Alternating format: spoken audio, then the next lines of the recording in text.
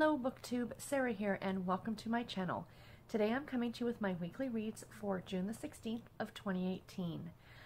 In my weekly reads videos, I talk about all the books that I finished this week, and I let you know what I'm currently reading. So, I just finished filming my first video for Harlequin. I still have to edit it at the time. I just figure I'll do all my filming and then I'll sit down and do all my editing. But I'm very, very excited. I do not know, again, when the video is going to be posted to their website, but I will definitely let you guys know as soon as that happens or as soon as I have more information on it. So I'm super excited about it. Yeah, so weekly reads. Let's jump into that, shall we? I finished 5 books this week, you guys. 2 of the books were actually for that Harlequin video. They were sent to me by Harlequin to review. And I will talk more about that when I get to those books. But for now, let's just jump in and get started. So the first book that I finished this week was Sit, Stay, Love by Debbie Burns. This is a contemporary romance novel, and it is book number 2 in the Rescue Me series. It was narrated on audio by Stina Nielsen, who did a fabulous job. And this was published in 2018 by Source Books Casablanca. Yeah, so this is a brand new release this year. Really, really happy. It has an average rating of 4.13 stars on Goodreads, and guys, I gave it 5 stars. It was fantastic. So I got 3 challenges completed out of this book. The first one, the RRC for June. For June is National Adopt a Cat Month. So it was read a book with a animal or a pet on the cover, and as you can see, there's a cute little dog on that cover. For the Where Are You Reading, where I'm trying to read a book from every state, this one was for the state of Missouri, which was great. And for my summer romance book bingo, yay, I got another one for the book bingo. Read a book with a cat or a dog on the cover, and obviously this one fit the bill, so that is fantastic. So this is the story of Kelsey and Kurt. And Kelsey works at the animal shelter, the local animal shelter that is the basis for this entire series. And she has been tasked with helping out retrain some dogs that had been taken from a dog fighting organization. A very, very bad person was making these dogs fight each other. I'm sure you're all aware of the whole dog fighting thing that's going on, which is just absolutely horrific. It breaks my heart to think about it. And Kurt is he's former military, but he used to train dogs. So he's been brought in kind of as the expert. She's more going to be there to help for the care and feeding of the dogs while they're being retrained to potentially be reintroduced into society, if you will, to be adoptable again. And it's their relationship. It is a very quick romance. It takes place over 2 or 3 weeks, so the romance is very quick, but it's really, really well done. And, you know, with them not only dealing with this relationship with each other, Kurt's got his own backstory and things that he's personally dealing with, stuff from his childhood, stuff from being in the military, and you know, Kelsey's trying to help him work through that. Plus, you're also dealing with some of the fallout of this whole dog fighting ring, that there are protesters in town who do not want them to rehabilitate these dogs. They believe that these dogs should just be euthanized. Now, everybody's entitled to their own beliefs. I don't want to make this forum that kind of you know, I don't want to cause controversy on my channel at all. In my personal belief, some of these dogs can be saved. You know, and I don't believe that they all should be euthanized. And it really brought that to light a bit more for me to understand. And for that, I really enjoyed it too. So yes, a 5-star read, guys. I absolutely loved it. If you like animals, and especially dogs, there's also a great Maine Coon cat that appears in the story called Mr. Longtail. And, you know, this was a great series with some great characters, and I absolutely recommend it. The next book that I finished was one of the ones that I got from Harlequin to review, and it's called Rancher's Dream by B.J. Daniels. This is a romantic suspense novel, and it is the 2nd book in the Montana Cahill series. I have not read the 1st book in this series, but I now absolutely want to. The 3rd book, I believe, comes out in October, according to Fiction Database. So I'm going to be on the lookout for that. But I think I might actually have room this month to fit in 1 more ebook. I do not have any more room for any more audiobooks this month. I am full to capacity for audiobooks, but I do have room for at least maybe 1 more ebook. And if that's the case, I'm definitely going to pick up the 1st book in the series and go ahead and read it. This book was published, of course, in 2018. It actually hasn't been published yet, excuse me. It's going to be published by HQN on July the 24th, which is actually my wedding anniversary. Just saying. It has an average rating right now on Goodreads of 4.33 stars. I gave it 4.5 stars. This book was fantastic. I didn't get any challenges for this one. I am not going to talk about this book right now. I have decided that what I'm going to do is, and I talked with Harlequin, and they gave the absolute thumbs up for me to do this, that in the coming weeks I'm going to film a separate full review for this book, and I'm going to post it about a week before it's due to be released. So stay tuned for that coming out in July. All I'm going to tell you is it was a fantastic book. It was classic B.J. Daniels, and I absolutely loved it. The next book that I finished was Desperately Seeking a Duke by Celeste Bradley. This is a historical romance Regency novel, if you couldn't tell. It is the first book in the Heiress Brides series, and it was narrated on audio by Susan Erickson, who again did a fabulous job. I'm really starting to like her quite a bit as a narrator. This was published in 2008 by St. Martin's Paperbacks, has an average rating on Goodreads of 3.7 stars, and I gave it 4 stars. I really, really enjoyed it. I got 2 challenges completed of this one. For the RRC monthly challenge for June, I got the featured author challenge, which was Celeste Bradley. I'm super happy that she was the featured author, because this is an author I had not read before, but now really want to read her backlist and anything she publishes going forward. And the other one was the final one that I needed for the Snow White and the Seven Dwarfs challenge, which was Prince. Read a book with nobility. I'm pretty sure dukes are considered somewhat of nobility, so I'm letting it go. Like, I'm slotting it in there. But like I said, that was the last book I needed to complete that challenge, so big bonus on that one.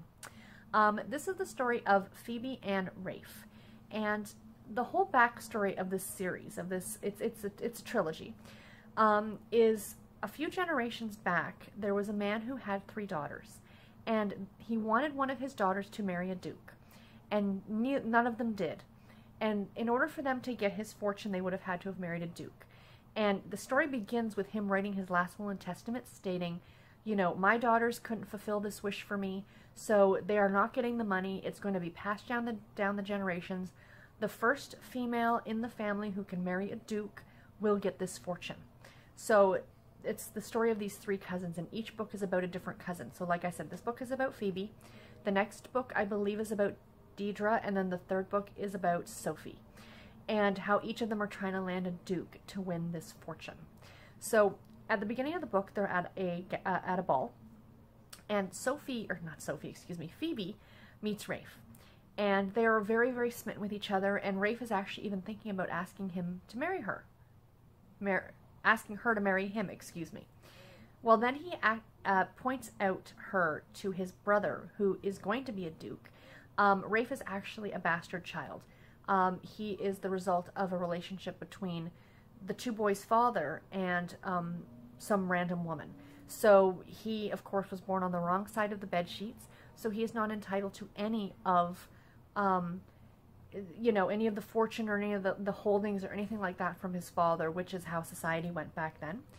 But he still wants to marry Phoebe, and she is just a vicar's daughter. She comes from a small country estate, and, you know, she is not any sort of nobility or anything within society.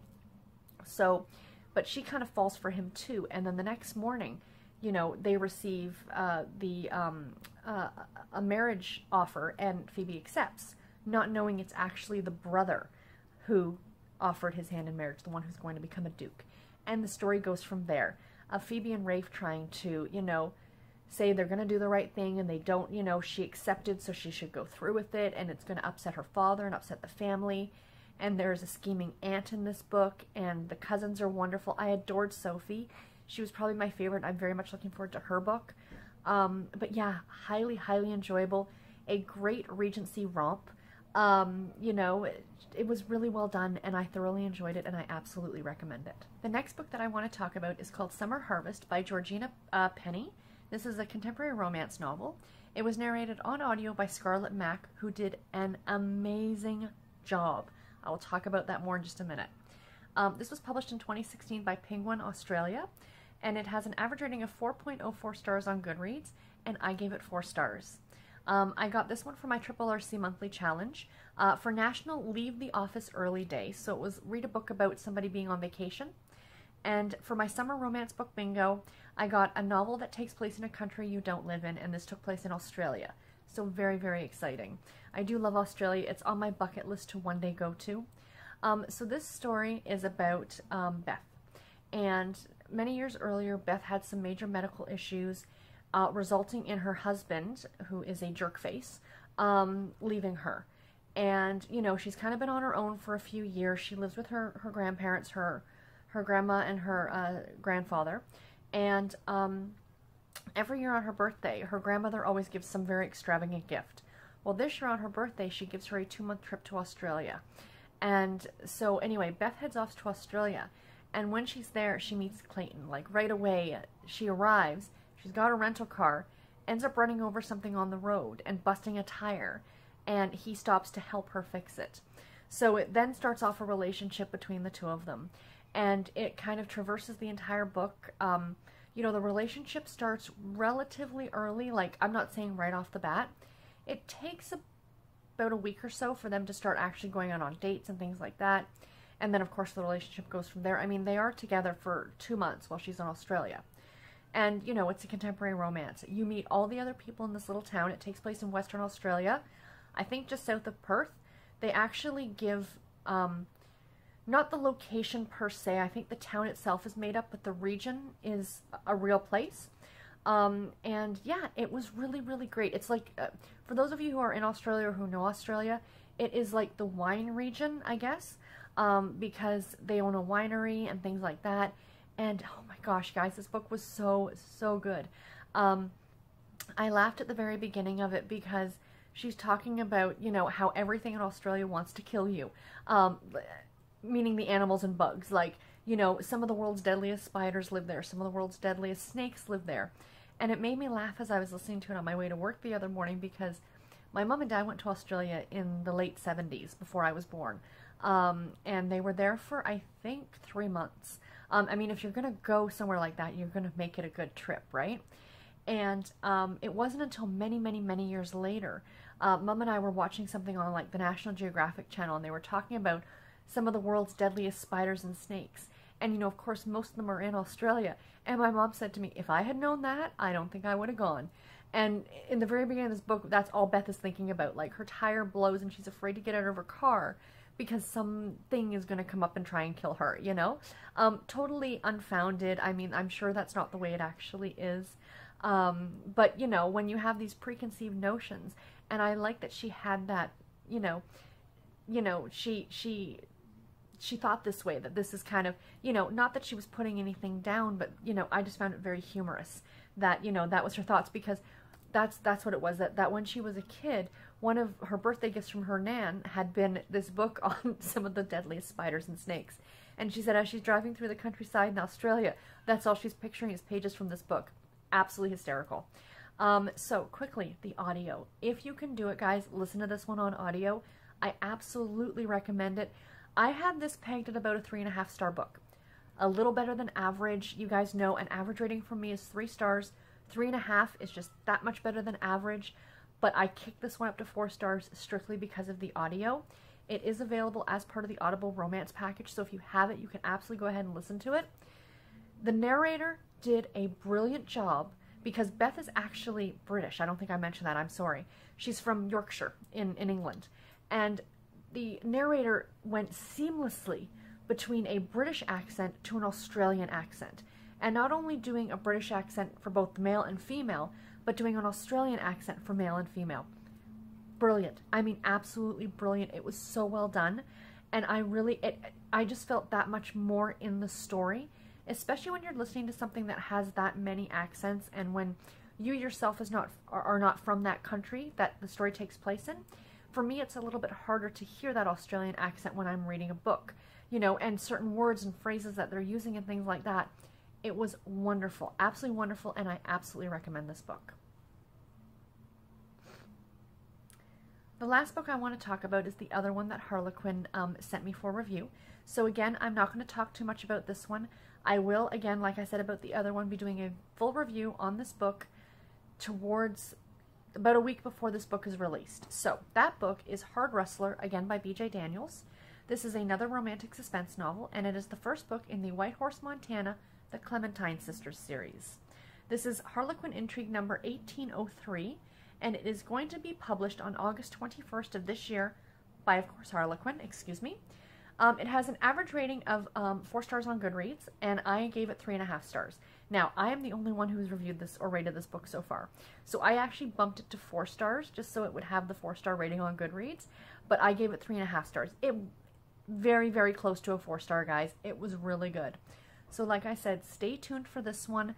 I will be doing a full review for it in about mid-August. I know it's a little bit of time from now, but you know, if you're interested in just seeing what it's about, go ahead and click on the link that I have below to the page on Goodreads, and you can at least read the back of the book. But again, I will be giving you guys my full review in a separate video in August. So that is all that I read this week, you guys. You know, pretty gosh darn good. So let's get into what I am currently reading. My current audiobook. I'm only about an hour and a half into this, and already I'm loving it. And it is Something About You by Julie James. This is the first book in the FBI U.S. Attorney series, and it is being narrated on audio by Karen White. I knew I knew who narrated it before I started it. Well, when I put it on my TBR, I knew who narrated it, because I think I mentioned that in my TBR videos every month. But I started listening to this one, and I'm like, oh, it's Karen White! And I knew, like, right, I got so excited because she is a favorite of mine. She does just such great narration. In that slightly humorous, maybe not, even though it's a serious issue, you're not taking it completely seriously, that kind of thing. But very quickly, so what this book is about, like I said, I'm only about an hour and a half into it so far, is a woman by the name of, and I've forgotten her name, I do apologize. She is spending the night, a couple nights in a hotel while she's having her floors refinished at home. She is a U.S. attorney by career. And the couple in the hotel room next door are having a very loud adult time, if you will.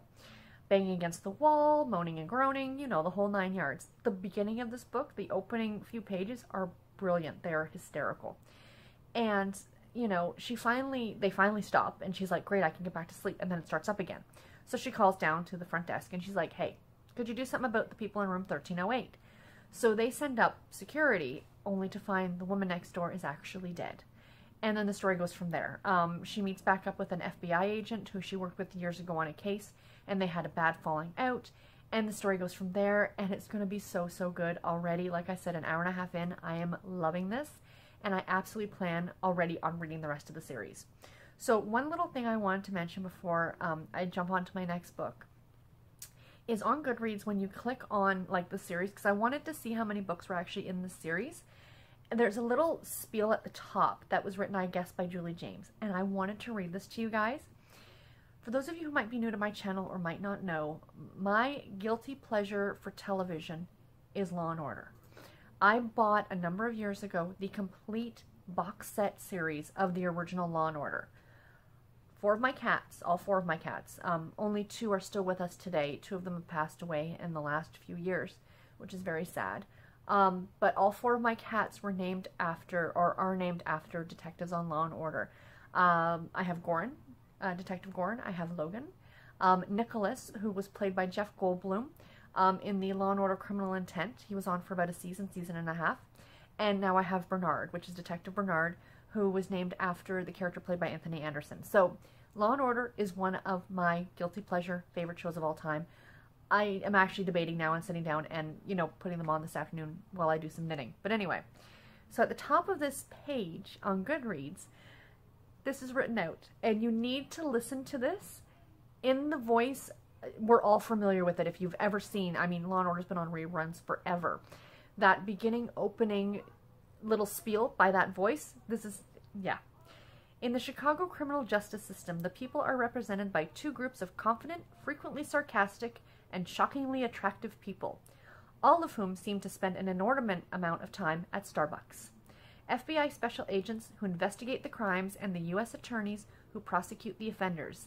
These are the stories of what happens when they're not out busting bad guys. Happily ever after guaranteed. I love that so much. When I saw that last night, I got so happy, and I'm like, I have to share that with you guys because it's fantastic.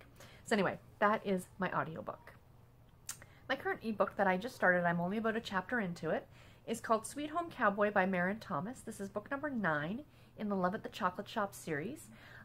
This is the story about a woman who is born and raised in Las Vegas, and she's actually a school teacher, and she's deciding to spend part of her summer vacation in Montana, Marietta, Montana, where this series takes place. And she, of course, meets a local cowboy, and the romance kind of goes from there. There's a lot more that goes on. She's there to meet her great-great-grandfather that she didn't even know existed, and, you know, things like that. So it should be really fun, and so far I am really enjoying it. Marin is a great author. My current Nancy Drew book, I'm still working on book number 2, which is The Hidden Staircase by Carolyn Keene. I am almost done this. I'm about at 80%. So I should finish that this weekend and be able to start book 3 next week. I'm still waiting on the next Babysitter's Club book that I need to read to come in from the library. So in the meantime, I'm going to continue reading the Nancy Drew books. But I was at 6 weeks waiting for it. Now I'm down to 4 weeks, so that's a bonus. And last but not least, my print book. I'm still reading this, guys. It is Secret Contract by Dana Marton. This is book number 1 in the Mission Redemption series. I am thoroughly enjoying this book, you guys. I am about halfway through it. I have, let me see, today, tomorrow, I should finish this by Monday, I'm thinking, so I'll have a new book to start next week, which is very exciting, so I'll have something new to show you, and this one will be done. But yeah, this is really good about women who were in prison and who got out early because they are needed for a special secret mission with the FBI, and yeah, loving it, absolutely loving it. But unfortunately, I have had a headache most days this week, so by the time I get ready to go to bed, I'm just ready to go to bed and I'm done. So this hasn't been getting as much love as it should be. I started because I wasn't picking it up at all at night, and I wasn't any further in the book than I had been last week. So on Thursday and Friday morning, I actually picked it up in the morning to do a little bit of reading on it, and that was really great. So I might continue doing that going forward. We shall see. But yes, thoroughly enjoying. And before I let you guys go, this might actually be a shorter video than normal. Pretty exciting. Well, when 2 of the books I'm not really talking about, that kind of makes a difference. I want to show you guys my sweater, because this is what I plan on working on for the rest of the weekend. Because, guys, it's almost done. It's so exciting. So, it actually legitimately looks like, hold on, let me switch, a sweater. We have sleeves, guys. Okay, we have a sleeve. One sleeve is done. The other one I am working on. And then after I'm done the sleeve, I'm going to be picking up the button band along the front just to finish it off nice, and it's going to have the ribbing that's like at the bottom of the sleeve. Now the other thing I may or may not do, and I haven't decided on this yet, I think I mentioned this, I actually cut the back short because I thought I was going to run out of yarn. Well, as of where I am on the sleeve, which is, you know, I'm about that far on the second sleeve, right? I have this much yarn left. So, no, I have this much yarn left of this ball. So I will obviously be starting a new ball of yarn. I have an entire other, right? So this and this should get the sleeve and the button band done. I still have another full skein of yarn. I didn't know. I thought I miscounted, but I guess I didn't. So I actually have enough yarn left, more than enough yarn left. So depending on where I am, if I'm correct in my assumption and this will finish the button band, that last skein of yarn that I have, what I'm actually going to do, and it's kind of a pain in the butt, but I'd rather do this and be absolutely happy with it. Like, I'm happy with it now, and I can stretch it out if I need to, but if I don't have to do that, I'd rather not. I will actually take out the bottom. I will rip this back, rip all this out, the ribbing out here, and I will pick back up the stitches, and I will continue another 2 inches in this beautiful pattern right here, this kind of, you know, open pattern right here. And I'll pick that up and do that for another 2 inches. And then that'll add another 2 inches of length onto it, right? I like long sweaters. I like sweaters that kind of cover my back end. You know, I don't want ones that just hit at my hip or at the top of my jeans. I like them to be a little bit longer than that. So yeah, so that's my plan. If I don't have enough, I'm not going to cry about it. I'll just soak this and stretch it out. I'll be doing that anyway, but I just thought if I can use that last ball of yarn, I might as well. So yeah, so hopefully the next time you guys see it, it will be done. Oops, as I whip around knitting needles. Anyway guys, that is it for this video. I do hope you enjoyed it. Please let me know in the comments below if you've read any of these books or what you thought about them or what you're reading this week. A couple more videos coming up this week. I have got another book haul coming up next, and I also have my Harlequin anticipated releases coming out later this week too. The other thing I wanted to quickly mention is for the Summer Romance Book Bingo. Thank you guys all so much for participating. I'm absolutely loving seeing everybody's books that they're reading. I do actually plan, I hadn't planned at first, but I thought this might be kind of a fun idea. The last Friday of every month, so the last Friday in June, July, and August, I am going to do a Summer Romance Book Bingo, like an update. And I'm going to quickly kind of talk about the books that I read that month for the book bingo. I'll have my current bingo card up so you guys can see it, and things like that. So that'll be coming next Friday. So anyway guys, yep, like I said, that is it.